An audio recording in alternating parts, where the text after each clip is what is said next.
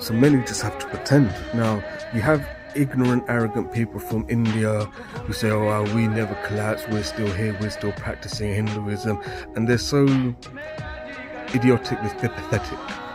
It was not easy for our neighbours in the Middle East, in Africa, who bore the brunt of the Islamic conquests. Bajade, poor things. How dare people pressurize their ancestors in the first place? That's what they should be saying. Poor things. But the fact that they've held into their ancient heritage and not let go is admirable.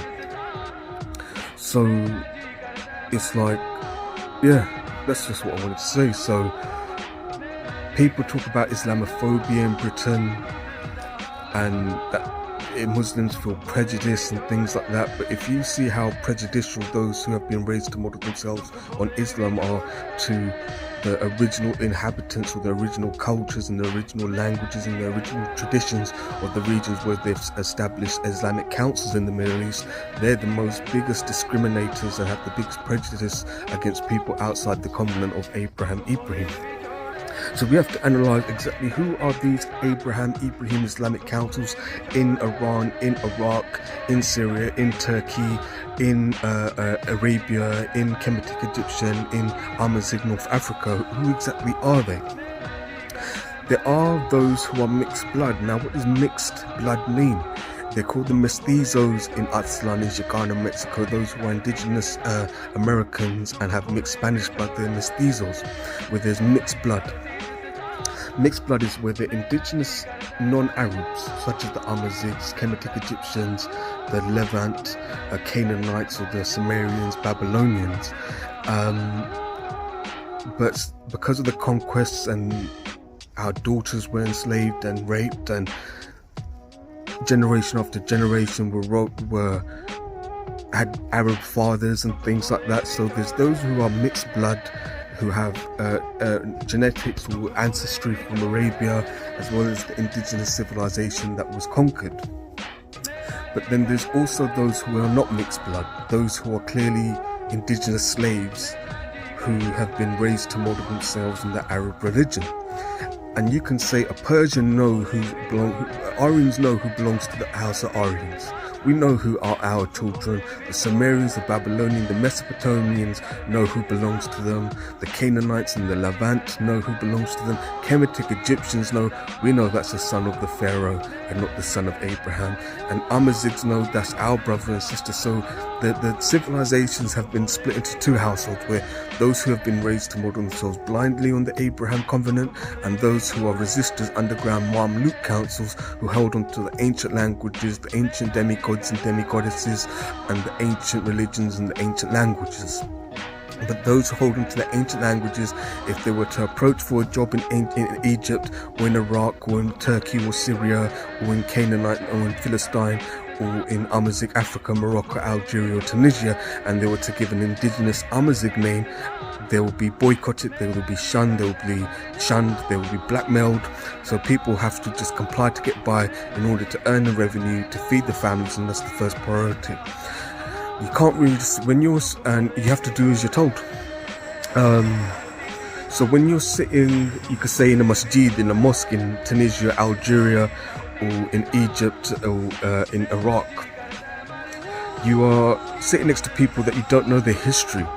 So you just blag it, you smile, you do the small talk.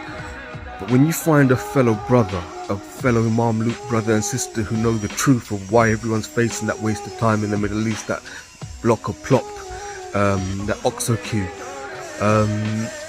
then you can be more open, you can speak your indigenous languages, and then they introduce with their real names, what their real name is, and their real nicknames from their indigenous languages and their indigenous languages. But the thing is, it's like this.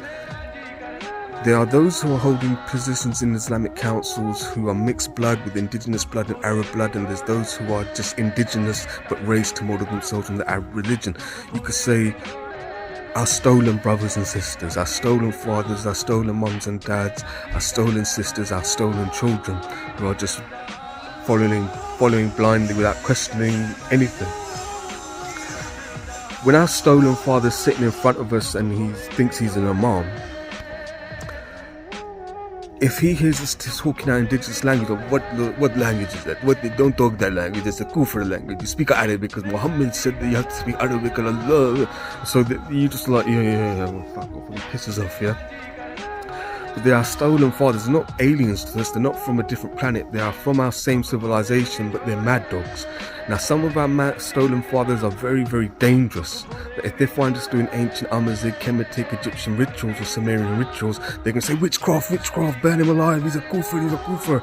And when they hear us speaking non-Muslim, non-Arabic languages, we get persecuted. But then some of our stolen family are very peaceful, they're very loving, they're very caring just because they have a benevolent spirit. They may have a skull cap, they may have a beard without a moustache and a long beard, they may have hijabs on, but they don't know the true history of why they're facing the Middle East, the Kaaba in Arabia. They don't know why, but they just complied to get by. They don't question anything, but they're very peaceful. We must protect our stolen family, who are very peaceful, who are very loving, even though they think they're Muslims. And even if we say this to them, they think we're lying, but we just let them be, protect them like they're still part of our family. But what do we have to do to the mad dogs? Those who, it's our stolen mums and dads giving us a hard time in Iran. The mullahs aren't alien to us from a different planet. Some are mixed blood Persian and Arab, but some are clearly Persian Aryans who have been raised as mullahs who are giving us a hard time. It's our stolen mums and dads giving us an arse whooping. So what do we have to do? We have to wait till dad goes to sleep. And when dad goes to sleep, we tie him up, gag his mouth. I said, Dad, you fucking pissing me off. You took my fucking head and go, Ibrahim's not my fucking father. Shah geo Maratan geo Maratan. Harvest Khuda is my lord. Harvest Khuda geo Maratan's my first king. Do you understand? Faridian's my savior, Saoshyant. And he'd be like, oh fuck yeah, what do we do? It's difficult. But I'll tell you what, yeah. Indigenous tribes, indigenous clans in Africa, Middle East are reluctant to be open about their indigenous heritage because when they are fronting to the outside world, especially in the imperialist, Zionist, capitalists in Europe and America, if they front themselves as Amazigh or Kemetic Egyptians or Sumerians or Canaanites, they're going to be targeted as a minority and be exploited in the same way as they exploit vulnerable indigenous South America. And their autonomy is not going to be recognised, and chances of them getting asylum in Europe or America as a pre-Islamic tribe that's a minority is not going to get their asylum case fast-tracked. Whereas if they're all posed as this big Islamic bloc, then their needs are met more quicker. So what I would say to the Amazighs and the Kemetic Egyptians of Amun-Ra and Anubis, the councils of ancient Canaan like Nadeb, Kadesh or Philistine, and the Sumerians, Babylonians, Syrians, the Akkadians, the Arameans of Syria, the Aramaics, is the neo-pagans of the world have to form a federation. There's currently a European federation of neo-pagans, but it doesn't really cater for coloured neo-pagans. So if the Hindus, the Taoists, the Shintos, the Shamanists of Asia, the Tengris of Mongolia, and the Zoroastrians and the house of Anaita, and the Firdousis of Persia, and the Khuda Anaitas, and the Cyrus the Great councils, the Sasanians, and the Mesopotamia, and Levant, and North Africa, Cushitic, Nubian Cushitic, the Wak Ibi philosophy of ancient Somali mythology, and the Yoruba orishas of Nigeria, the Ashantis of Ghana, and the Zulus of Africa, and the indigenous Americas. If we were to form a neo-pagan federation where we respect each other's autonomy, whether we're a large neo-pagan group or a small neo-pagan group, we expect each other's property, we protect each other's authority, accept and respect each other, mutual respect, and we preserve and stick up for each other's right to preserve our indigenous languages, our ancient customs and traditions, and our ancient rituals, and we just stick together to keep imperialist capitalists from Zionist America from undermining us and looting us, basically. That's what I think we need to do, form a union.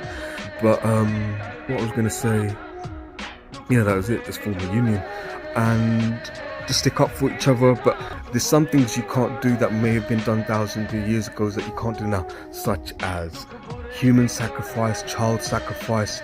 Those things are outlawed. So if you wanted to do, like my vision of Aztec America, Mexican, is you can't do human sacrifices anymore. Even though, yeah, there was selecting people and I'd be devastated if they chose a family member of mine to sacrifice just randomly because the gods wanted to have a sacrifice. I'd be protesting that sort of thing. But many were prisoners of war due to battles they had. Many were rapists, murderers that were put to death. So I just imagine a revival in ancient Aslan Mexica, where a theatrical sacrifice, not a real sacrifice, a theatrical sacrifice, where they lead someone up the temples and the Aztec temples, the Aztec pyramids, and the priests and the Aztlan priests do a ceremony and a dance, and then they hold someone and they hold up a pig's heart that's dripping with blood, or an animal's heart, and then they just kick the body and everyone has a dance and feast just for theatrical purposes. But you can't actually do a real sacrifice in this time that we're living in. So that's what my basic one is. So I'm going to do another vlog, so hold on.